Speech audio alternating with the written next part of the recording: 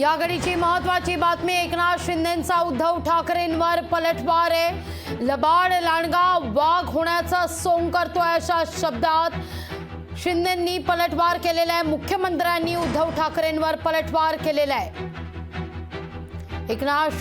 मुख्यमंत्री एकनाथ शिंदेंचा उद्धव ठाकरेंवर पलटवार आहे। लबाड लांडगा वाघ होण्याचा सोंग करतोय अशी टीका आता मुख्यमंत्र्यांनी केलेली आहे। वाघ होण्याकरता वाघाचं काहीच लागतं असं देखील मुख्यमंत्री एकनाथ शिंदे उद्धव ठाकरेंवर पलटवार करतायत।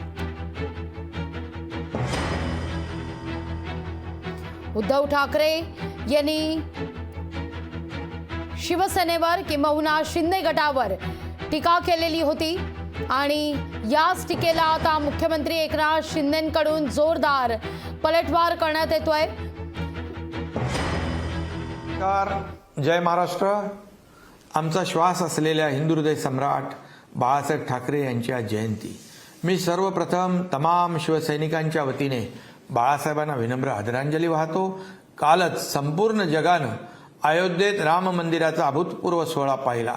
500 वर्षांनंतर रामलल्ला भव्य दिव्य अशा मंदिरात विराजमान झाले। आज मला मनापासून वाटतंय हा न भूतो न भविष्यते सोहळा पाहायला बाळासाहेब आपल्यात हवे होते। आपलं स्वप्न प्रत्यक्षात साकार होताना पाहून स्वर्गातूनही ते सर्वांना आशीर्वाद देत असतील। खरोखरच ठाण्या वाघासारखं जीवन जगलेले बाळासाहेब आमच्या सगळ्यांचं दैवत होतं आणि आयुष्यभर राहील। आज त्यांचं स्वप्न असलेलं काश्मीरचं 370 कलम हटलं, राम मंदिरही पूर्ण झालं। माननीय प्रधानमंत्री नरेंद्र मोदीजी यांच्या नेतृत्वाखाली बाळासाहेबांची ही स्वप्न पूर्ण झाली याचाही शिवसैनिक म्हणून मला सार्थ अभिमान वाटतो। त्यांच्याकडे पाहूनच तर माझ्यासारख्या लाखो शिवसैनिकांना समाजासाठी काहीतरी करून दाखवण्याचा उत्साह आला। बाळासाहेबांसारखा अतिशय सुज्ञ दूरदृष्टी असलेला नेता मी पाहिला नाही। त्यांनी नेहमी आम्हाला समाजकारण शिकवलं आणि म्हणूनच शिवसेना लोकांच्या मनामनात रुजली। त्यांना भविष्यातल्या विकासाची दृष्टी होती आणि म्हणूनच एकीकडे झोपडपट्टीवासियांना मोफत घरं, मुंबईतील उड्डाणपूल, मुंबई पुणे एक्सप्रेसवे अशी स्वप्न त्यांनी पाहिली आणि पूर्णही केली। दुसरीकडे 1 रुपयात झुणका भाकर, मातोश्री वृद्धाश्रम अशा सामाजिक भावनेनं त्यांनी शासनाला काम करायला लावलं। आज त्यांचाच आदर्श ठेवून आणि त्यांच्याच विचारांनी आम्ही महाराष्ट्राच्या भल्यासाठी कटिबद्ध आहोत।